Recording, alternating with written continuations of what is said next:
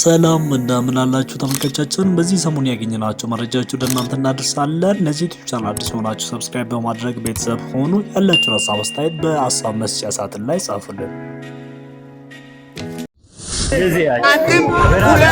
ሰሞኑ ትኩረታችን ከሳቡ ዋናዎቹ ጆን ዳንኤል ትግራይ ድረስ በመገኘት በረሃብና በድርቅ ለተጎዱ ወገኖቻችን ሲደርስ፣ ራቼ ተስፋዬ ዩጋንዳ ድረስ ከዩትናስ ጋር በመሄድ ሽልማቷ ላይ የተናገረው ቀኔ፣ እንደዛውም ፌና ህንድሩ ልትዳር ነው።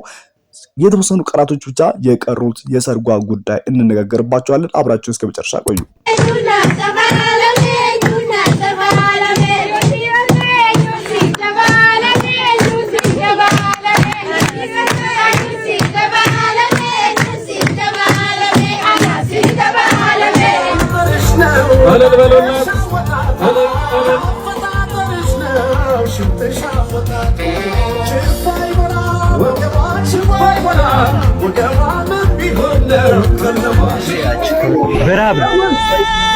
በራብ ምክንያት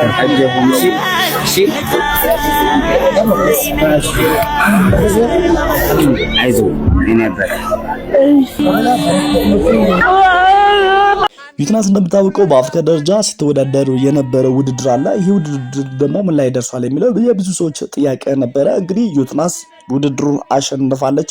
እንደውም በሁለት ዘርፍ ነው ያሸነፈችው። እንግዲህ ሁለት ዋንጫዎችን ማግኘት ችላለች። ወደ ዩጋንዳ ተጉዛ ይህን ሽልማት ስትቀበለም ብቻዋን ወደዛ አልሄደችም። ከጓደኞቿ ከሌሎች ቲክቶከሮች ጋር ወደዛ ሄደችው። አብረሃት ከሄዱ ሰዎች መካከል ደግሞ ራቼ ተስፋዬ አንዱ ሰው ነው ማለት ነው። እዛ ላይም በተናገረው ነገር ብዙዎችን ምን ለማለት ፈልጎ ነው የሚሉ ጥያቄዎችን ማስነሳት ችለዋል። በአንድ ጊዜ ሁለት ዋንጫዎችንም ማሸነፍ ይቻላል ብሎ ተናግሯል። አንድም ሁለት አዋርድ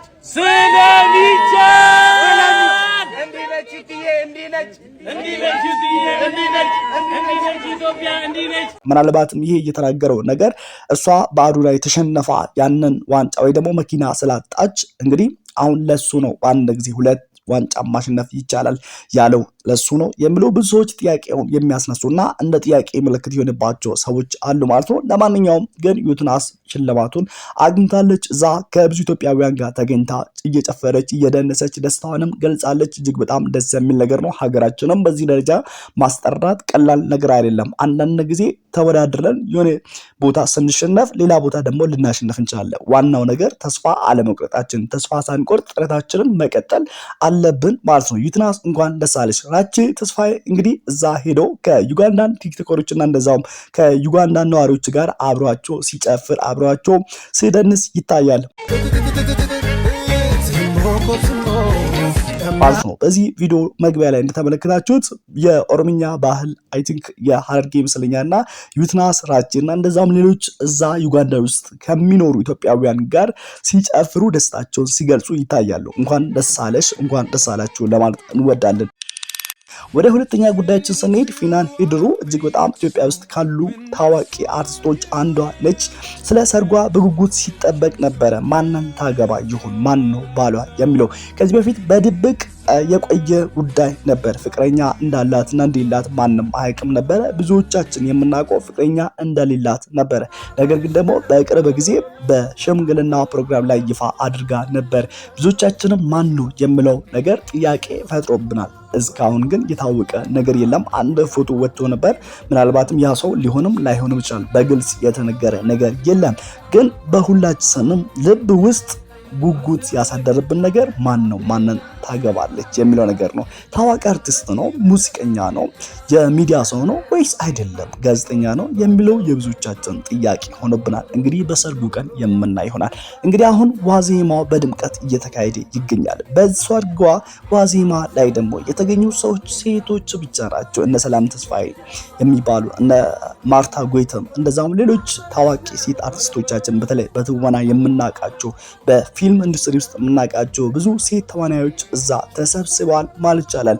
ምንድነው ሰርጉ እንደ የሴት ቢሆንም ሴት ብቻ ናቸው እንደዛ የሚገኙ የምለው ብዙ ሰዎችም ይገኛሉ ማለት ነው። ለኔም ጥያቄ ሆኖብኛል። ለምንድነው ሴት ብቻ የተገኘው ወንዶች የለው ማጨፍሩም የሴት ሰርግ ላይ ያልኩኝ ነው። እኔም በጣም በሚገርም ዲኮሬሽን በጣም በጣም የሚያስገርም ዲኮሬሽን ነው። እንግዲህ አሁን ዋዜማው በጣም እውነትም የትልቅ አርቲስት ሰርግ እንደሆነ ያስታውቃል። ገና ድባቡ ራሱ እየጨፈሩ እየተደሰቱ እየተዝናኑ ይገኛሉ። እንግዲህ ሰርጉ መቼ እንደሆነ ቀኑ ግን አልተቆረጠም። ዋዜማው ግን በድምቀት ቀጥሏል። ሌላው ትኩረታችን ከሳቡ ጉዳዮች መካከል ደግሞ እና ዋናው ብዬ ከማስበው ጉዳዮችን መካከል ስለ ጆን ዳንኤል እንደምታውቀው እንግዲህ ለአንድ ዓመት ከ3 ወር በእስር ቤት በቆይቶ ይታወቃል። እስር ቤት ከገባ በኋላም ግን ሲወጣ እንግዲህ እጅግ በጣም አስደማሚ ነገሮችን ማድረጉን ቀጥሏል። እንደምታውቀው ከ3 ቀን ከ2 ቀን በፊት በአንድ ቀን ሌሊት ወደ 4 ሚሊዮን ብር ማሰባሰብ ችለዋል። እንግዲህ ይሄ አንድ ዓመት መታሰሩ ለሱ እንደ ማካካሻ ነገር ይመስለኛል። እንግዲህ በአንድ ጊዜ ወደ 1 ሚሊዮን ሰዎች በአንድ ሌሊት ላይቭ ላይ መመልከት ተችሏል ማለት ነው። ይሄ ትልቅ ስኬት ነው። አንዳንድ ጊዜ በህዝብ ልብ ውስጥ ትልቅ ተወዳጅነትን ስንፈጥር እንደዚህ አይነት ፍቅርን ማግኘት እንችላለን። ይሁን እንጂ እሱ ይህንን ያገኘውን ፍቅር ደግሞ ወደ በጎ ተግባር ቀይሯል። እንግዲህ አሁን በመቀሌ በአድግራት እንደዛውም በሌሎች ትግራይ አካባቢዎች በመገኘት በረሃብ በድርቅ እየተጎዱ ያሉ ወገኖቻችንን እየረዳ ይገኛል። ይህንን ደግሞ የጀመረው አዶናይ ቢሾፍቱ ሆኖ ነበር ይህንን ነገር እየተናገረው። ውድ የአገሬ ልጆች ይህ ጥሪ እንግዲህ ለሙሉ ኢትዮጵያውያን ነው። እንደምታውቁት በህፃጽ ብዙ ሰዎች በረሃብ እየተጎዱና በየሰከንዱ ብዙ ሰዎች ልናጣ ነው። እኛንን ምናድናቸው ለወገኖቻችን ትግራይ ውስጥ እየተራቡ ለሚገኙ ወገኖቻችን እንድርስላቸው በማለት ነበረ መጀመሪያ ሐሳቡን ያነሳው። እነ ጆን ዳንኤል ሌሎች እነ ፊዮናም የሚባሉ ቲክቶከሮቻችንም ደግሞ ወደዚህ በጎ ተግባር እንግዲህ ተቀላቅለዋል። አብዛኞቹ እነ ጃኒም አሁን ትግራይ ክልል ይገኛሉ ማለት ነው። እጅግ በጣም ደስ የሚል ነገር ነው። ትግራይ ክልል በብዙዎች ተረስታ ነበረ ማለት ነው። ከጦርነቱ በኋላ እጅግ በጣም ብዙ ሰዎች ተጎድተዋል። በቪዲዮ ላይ እንደምትመለከቱት ብዙ ሰዎች እየተራቡ ይገኛሉ። አብዛኞቹ በረሃብ እየሞቱ ይገኛሉ። ማንም ግን እየደረሳላቸው አይደለም። አንዳንድ ጊዜ የምናገኘውን እውቅናና ተወዳጅነትን ለጥሩ ነገር ማዋል እጅግ በጣም ደስ የሚል ነገር ነው። እኔ በበኩሌ ይህንን ቪዲዮ ስመለከት እጅግ በጣም ደስ ብሎኛል። ምክንያቱም ታዋቂነታችን ተወዳጅነታችን ለበጎ ነገር ለራሳችን ጥቅምና ለራሳችን እውቅና ብቻም ሳይሆን ለህዝባችን ምናልባት እኛ እውቅና አግኝተን ዛሬ የምንነዳ መኪና ጥሩ መኪና ሊሆን ይችላል የምንበላው ነገር ግን ደግሞ እኛ ያማረጥልን ባላ እንችላል። ሌሎቹ ግን የሚበሉትን ነገር ያጡ የሚቀምሱትን ለመኖር እና እጅግ በጣም ተስፋ የቆረጡ ብዙ ሰዎች ሊኖሩ ይችላል። እንደዛም እኛም ደግሞ ወደኋላ ተመልሰን ወደታች ወርደ እነሱ መርዳት እኔ በበኩሌ መመረቅ ነው መባረክ ነው ብዬ አስባለሁ። እና እኔ እነ ጆን ዳንኤል እያደረጉ የሚገኙትን ነገር እጅግ በጣም ደስ ብሎኛል።